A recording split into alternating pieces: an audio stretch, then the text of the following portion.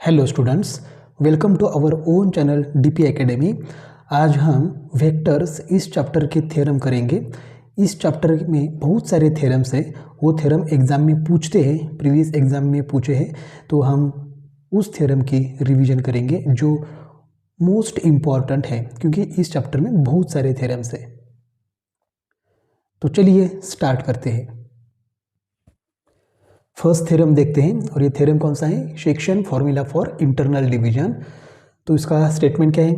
Late A bar and B bar be any 2 points in the space and R bar be a point on the line segment A B dividing it internally in the ratio m is to n, then prove that r bar is equal to m b bar plus n a bar divided by m plus n।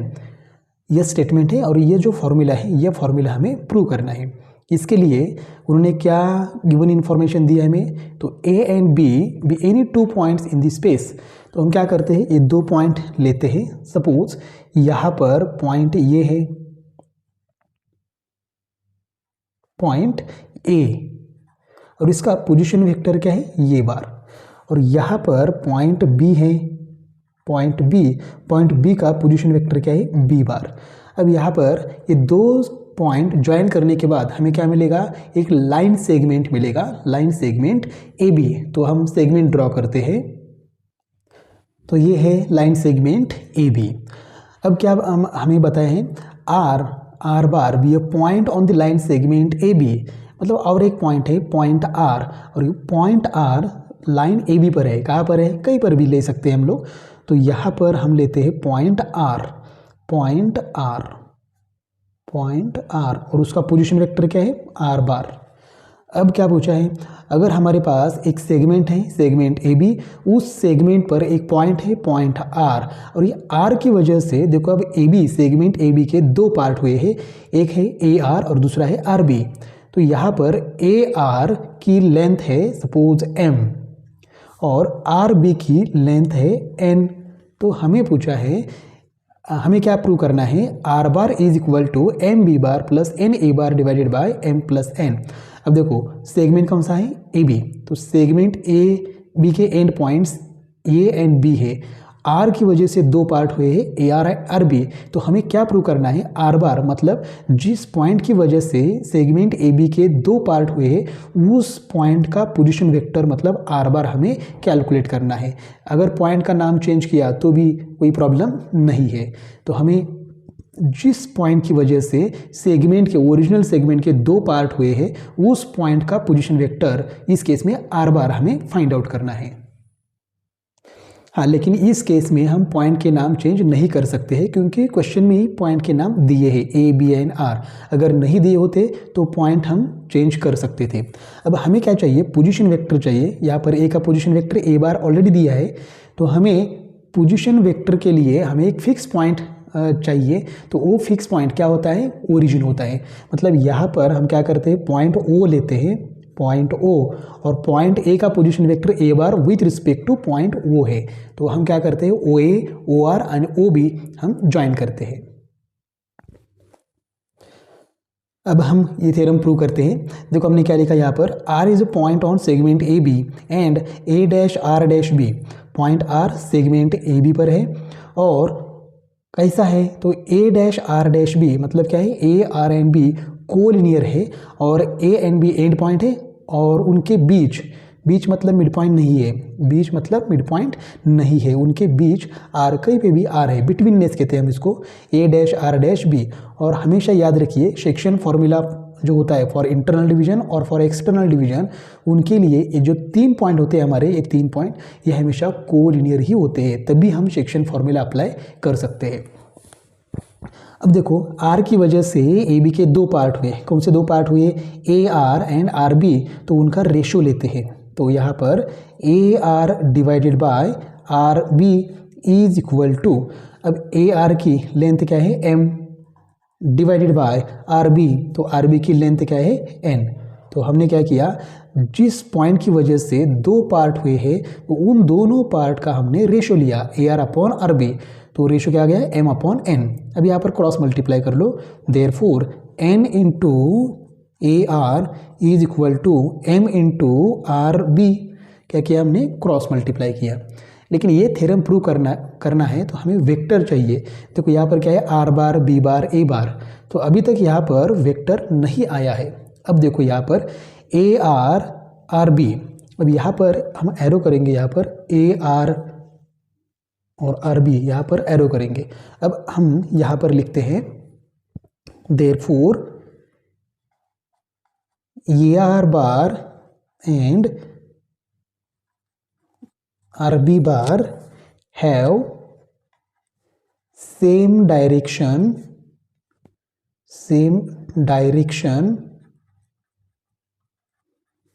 and magnitude। अब देखो यहाँ पर A R M A bar is equal to M R B bar, R B है, M N A R is equal to M R B, ये equal है। यहाँ पर L H S और आर एच एस क्या है, equal है। इसका मतलब क्या है, अगर हमने यहाँ पर एरो कर दिया तो ये वेक्टर ए आर हो जाएगा और ये वेक्टर आर बी हो जाएगा, तो ये वेक्टर क्या हो जाएगा, इक्वल हो जाएगा। और ये एन एंड एम क्या है, तो वो है उनके मैग्नीट्यूड्स। तो यहाँ पर देखो N A R is equal to M R B, ये क्या हो गए, इक्वल हो गए। मतलब इन दोनों की डायरेक्शन भी सेम है एंड मैग्नीट्यूड भी सेम ही है, इसलिए यहाँ पर इक्वल साइन आया है। इक्वल साइन आया है, इसका मतलब ही यही है कि दोनों का मैग्नीट्यूड क्या है, सेम है। इसलिए हम इनको वेक्टर के फॉर्म में लिखते हैं। n into A R bar is equal to m into R B bar. अगर आपको कुछ समझ में नहीं आता है ये, तो सीधा यहाँ पर A R N R B को क्या करिए, वेक्टर के फॉर्म में लिखिए। अब यहाँ पर हम क्या करते हैं, ए आर बार इस वेक्टर का पोजीशन वेक्टर फाइंड आउट करते हैं। तो देखो क्या आएगा यहाँ पर n इंटू, अब ए आर बार का पोजीशन वेक्टर क्या होता है, सपोज हम ए बी बार लेते हैं, ए बी बार ये वेक्टर है, तो इसका पोजीशन वेक्टर हम कैसे फाइंड आउट करते हैं, position vector of terminal point minus position vector of initial point. तो terminal point vector A B का टर्मिनल पॉइंट क्या है, बी, एंड इनिशियल पॉइंट क्या है, ए। तो यहाँ पर बी का position vector of terminal point B का position vector B bar minus point A का position vector, initial point A है तो उसका पोजीशन वेक्टर आएगा ए बार। तो ए बी बार को हम कैसे लिखते हैं, B bar minus A bar. Similarly A R bar को हम लिखेंगे R bar minus A bar is equal to m into R bar, sorry B bar minus R bar. तो यहाँ पर हमने पोजीशन वेक्टर लिख दिया। अब हम n से और m से ब्रैकेट में मल्टीप्लाई करेंगे, तो करिए। यहाँ पर क्या हो जाएगा, n R bar minus n A bar is equal to m B bar minus m R bar. हमने क्या किया, ब्रैकेट में मल्टीप्लाई कर दिया। अब ये m आर बार माइनस है आर एच एस में, उसको शिफ्ट कर दो एल एच एस में, तो ये क्या हो जाएगा, प्लस। तो यहाँ पर m आर बार, ये n आर बार प्लस ही है, तो ये plus n R bar as it is.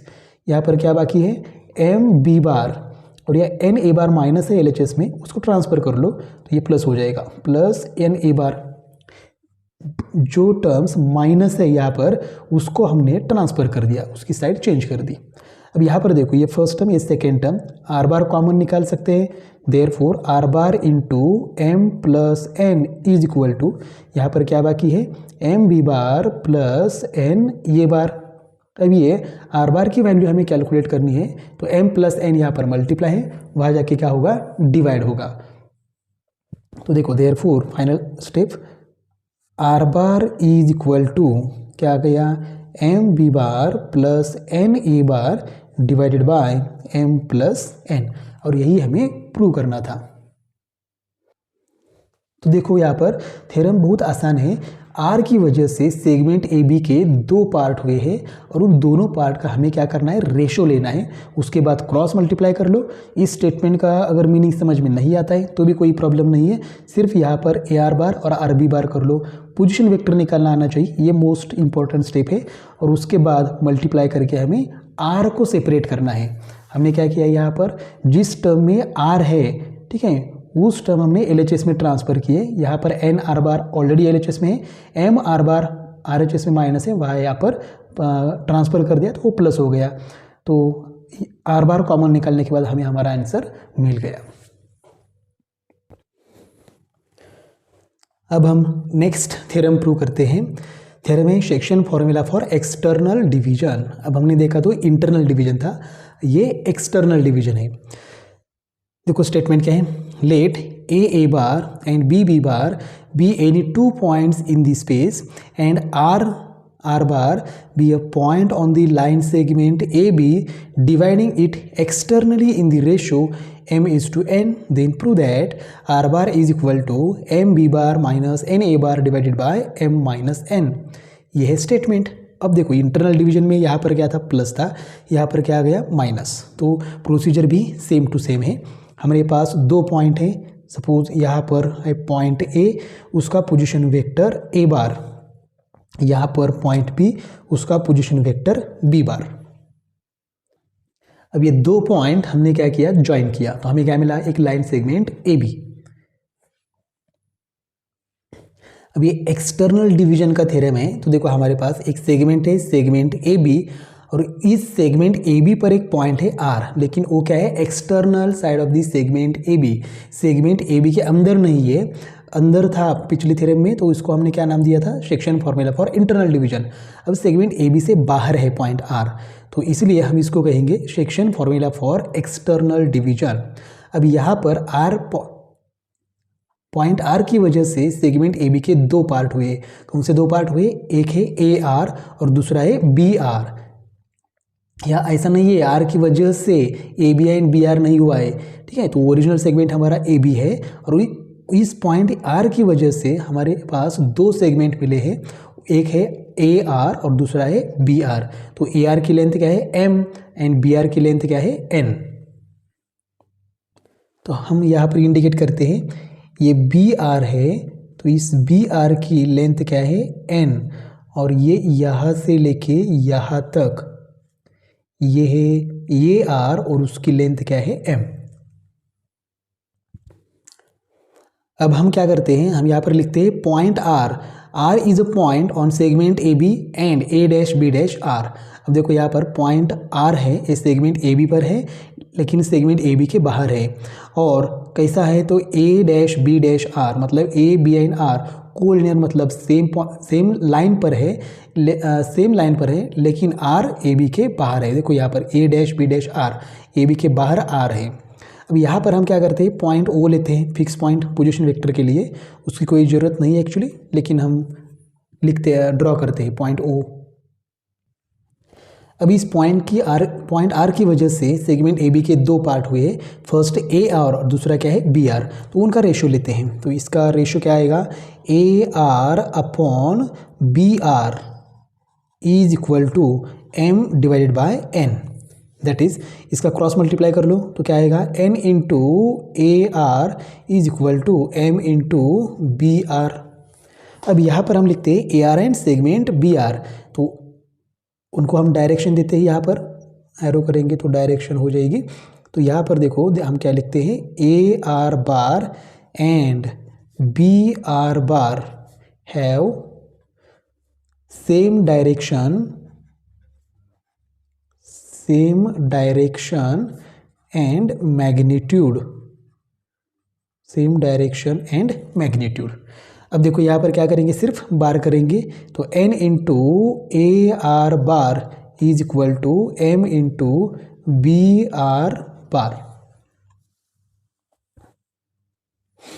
अब हमें क्या चाहिए, हमें A R and B R, A R bar and B R bar, ये जो 2 वेक्टर से इनके पोजीशन वेक्टर लिखने हैं। तो इनका पोजीशन वेक्टर क्या आएगा, देखो n into A R bar, तो इसका position vector of terminal point, तो टर्मिनल पॉइंट आर है, तो R bar minus position vector of initial point A initial point है, तो उसका position vector A bar is equal to M into similarly R bar minus B bar. N से और M से multiply कर लो, तो मल्टीप्लाई करने के बाद हमें मिलेगा N R bar minus N A bar is equal to M R bar minus M B bar. अब हम क्या करते हैं, इज इक्वल टू ये M R bar as it is लिखते हैं, एन आर बार यहाँ पर प्लस एन, यहाँ की क्या हो जाएगा माइनस, तो माइनस एन आर बार। अब ये जो एम बी बार है ये माइनस है आर एच एस में, तो इसको एल एच एस में ट्रांसफ़र कर लो, ये प्लस हो जाएगा एम बी बार। और यहाँ पर क्या बाकी है माइनस एन ये बार। क्या किया हमने, N R bar L H S में था, इसको ट्रांसफ़र किया आर एच एस में, प्लस था माइनस हो गया। M B bar R H S में था माइनस था, इसको एल एच एस में ट्रांसफ़र कर दिया तो वो प्लस हो गया। अब देखो यहाँ पर ये as it is, therefore M B bar minus N A bar is equal to, यहाँ से कॉमन निकालेंगे आर बार, तो क्या बाकी रहेगा M minus N.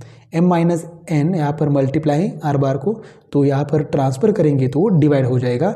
Therefore R bar is equal to M B bar minus N A bar divided by M minus N.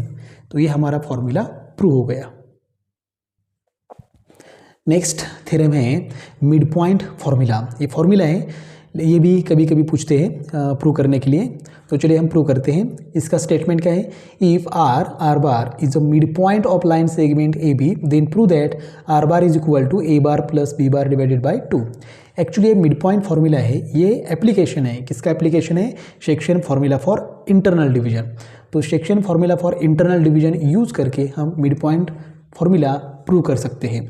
अब देखो यहाँ पर एक लाइन सेगमेंट है, सेगमेंट ए बी, तो यहाँ पर पॉइंट ये है, इसका पोजीशन वेक्टर ए बार, और यहाँ पर पॉइंट बी है, इसका पोजीशन वेक्टर है बी बार। तो इसको ज्वाइन करने के बाद हमें एक सेगमेंट मिलेगा। तो ये है हमारे पास सेगमेंट ए बी। अब ये जो पॉइंट आर है, ये पॉइंट आर मिड पॉइंट है सेगमेंट ए बी का।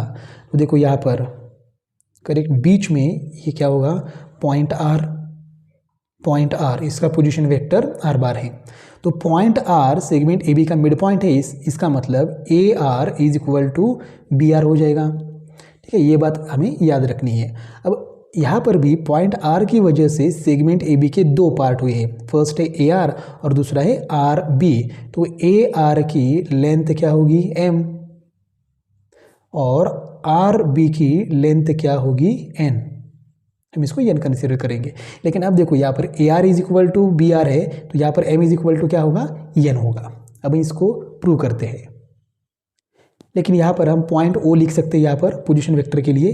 तो ये है पॉइंट ओ, और ओ को ए बी एन आर से ज्वाइन करते हैं। अब देखो point R is a mid point of segment A B. Point R segment A B का मिड पॉइंट है।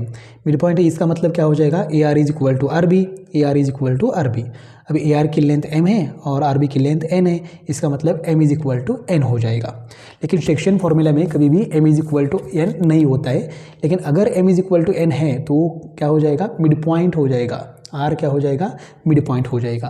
तो अब देखो यहाँ पर हम लिखते हैं, अब ये आर की वजह से सेगमेंट ए बी के दो पार्ट हुए हैं, और आर क्या है, ए बी के अंदर है। तो इसका मतलब हम यहाँ पर इंटरनल डिवीजन का फॉर्मूला अप्लाई कर सकते हैं। देयरफॉर हम यहाँ पर लिखते हैं point R divides segment A B internally in the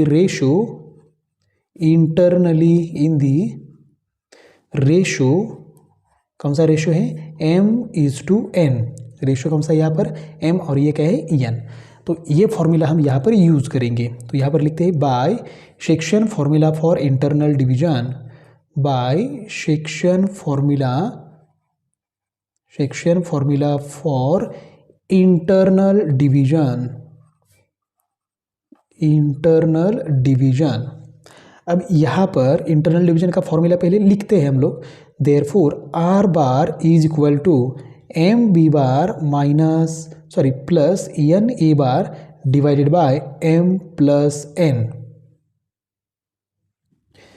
therefore R bar is equal to, अब देखो m की जगह हम क्या लिख सकते हैं, n लिख सकते हैं। m is equal to n है, तो m को रिप्लेस करेंगे n से, तो रिप्लेस m बाय n, इसका मतलब n B bar plus n as it is n ये बार डिवाइडेड बाय, और यहाँ पर भी m है, m को रिप्लेस करेंगे n से, तो n प्लस n।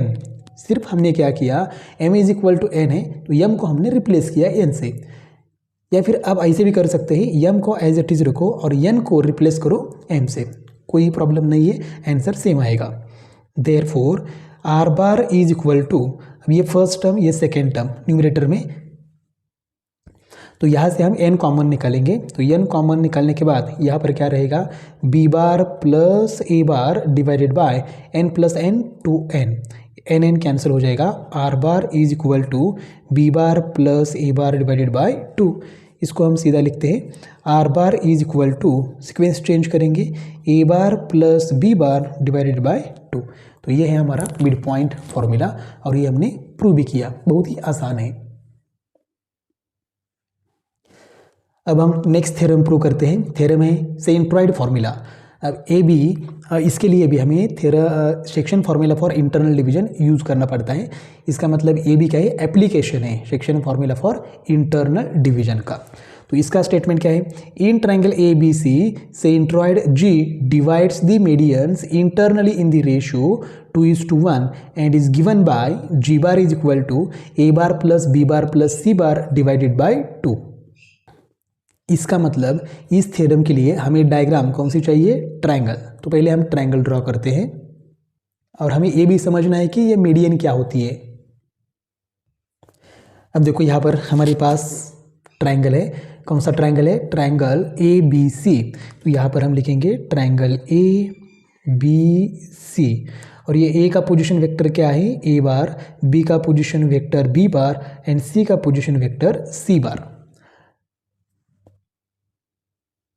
अब देखो यहाँ पर हमें मीडियन चाहिए, तो मीडियन के लिए हमें एक वर्टेक्स लेते हैं, वर्टेक्स ए, और वर्टेक्स ए की अपोजिट साइड कौन सी है, बी सी।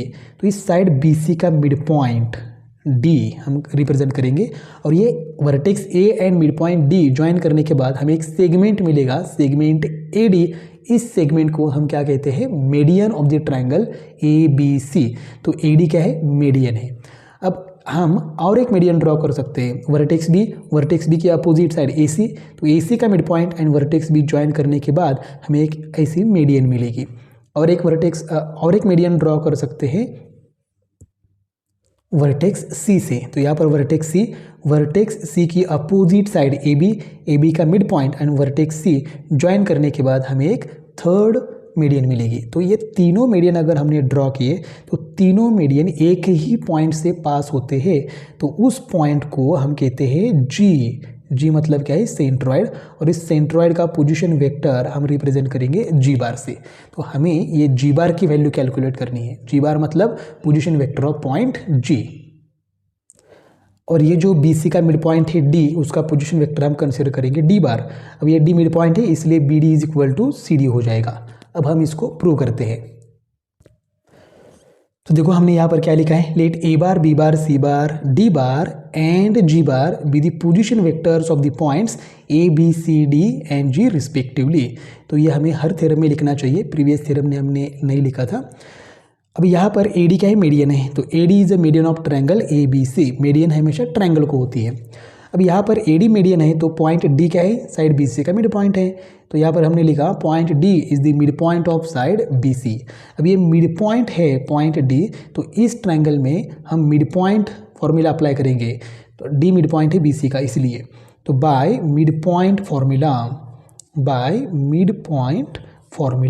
तो मिड पॉइंट फॉर्मूला से हमें क्या मिलता है, तो हमें मिलता है जो पॉइंट मिड पॉइंट है उस मिड पॉइंट का पोजीशन वेक्टर हम कैलकुलेट कर सकते हैं। तो साइड बी सी का मिड पॉइंट क्या है डी, तो हमें डी का पोजीशन वेक्टर मिलेगा D bar. Therefore D bar is equal to कैसे मिलेगा, तो सेगमेंट कौन सा है, बी सी। तो सेगमेंट बी सी के एंड पॉइंट बी एंड सी उनके पोजीशन वेक्टर के एडिशन। तो यहाँ पर क्या आएगा, B bar plus C bar divided by 2, equation number first. तो ये मिड पॉइंट फॉर्मूला से हमने डी बार की वैल्यू कैलकुलेट कर दी। अब यहाँ पर लिखा है point G, centroid G divides median internally in the ratio. अब देखो यहाँ पर एक सेगमेंट है, ये मीडियन है और जी क्या है, तो जी ये पॉइंट सेगमेंट एडी पर है, सेगमेंट एडी के अंदर है। तो इसका मतलब सेगमेंट एडी का ये जो पॉइंट जी है, सेंट्रॉइड है जी, तो इसको हम यहाँ पर section formula for internal division हम अप्लाई कर सकते हैं। लेकिन उसके लिए रेशो चाहिए, तो रेशो ऑलरेडी दिया है 2:1। इसका मतलब ए जी 2 है और जी डी क्या है 1। ए जी 2 है और जी डी क्या है 1। तो यहाँ पर हम section formula for internal division हम अप्लाई कर सकते हैं। इसलिए हमने यहाँ पर लिखा है centroid G divides median A D internally in the ratio 2:1। इस सेंट्रॉइड जी मीडियन एडी को डिवाइड करता है, रेशियो कौन सा है 2:1 by section formula for internal division. अब इस इंटरनल डिवीजन का जो फॉर्मूला है उससे हमें क्या मिलता है, तो जिस पॉइंट की वजह से सेगमेंट के दो पार्ट हुए हैं, पॉइंट जी की वजह से सेगमेंट एडी के दो पार्ट हुए हैं ए जी एंड जी डी, तो उस पॉइंट का पोजीशन वेक्टर हम कैलकुलेट कर सकते हैं। तो पॉइंट जी का पोजीशन वेक्टर मिलेगा हमें जी बार। तो G bar is equal to कैसे मिलेगा, तो यहाँ पर देखो section formula for internal division apply करना है। तो m इंटू यहाँ पर क्या आएगा D bar, m into D bar plus n into A bar, ये है ये bar, divided by m plus n। अब हम क्या करते हैं, पहले m एंड n हमें मालूम है, तो पहले उसकी वैल्यू हम कैलकुलेट करते हैं। m क्या है 2 और n क्या है 1।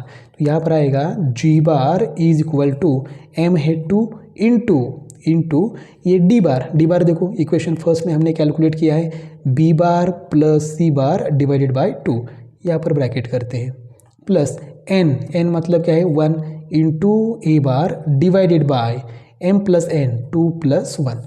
अब यहाँ पर 2 और 2 क्या हो जाएगा, cancel. Therefore G bar is equal to B bar plus C bar plus A bar divided by 3। तो इसको सीक्वेंस से लिखते हैं, तो G bar is equal to A bar plus B bar plus C bar divided by 3। तो ये हो गया हमारा फॉर्मूला। एक्चुअली क्या हुआ है, हमने जो थ्योरम का स्टेटमेंट लिखा है उसमें हमने जी बार का फॉर्मूला गलत लिखा है, तो उसके पहले करेक्ट करते हैं। देखो यहाँ पर हमने लिखा है G bar is equal to A bar plus B bar plus C bar divided by 2 लिखा है, तो यहाँ पर क्या है डिवाइडेड बाय 3 है। तो ये भी फॉर्मूला आसान है, इसके लिए हमें दो फॉर्मूला अप्लाई करना पड़ा। First formula mid point formula और second section formula for internal division. आपको ये थ्योरम लिखना है, आप इसको नोट कर लो, उसके बाद ये थ्योरम आपके लिए बहुत ही ईजी हो जाएंगे। तो अगर ये वीडियो आपको अच्छा लगा तो आप लाइक करो, कमेंट करो और अपने दोस्तों के साथ शेयर भी कर लो। मिलते हैं नेक्स्ट वीडियो में।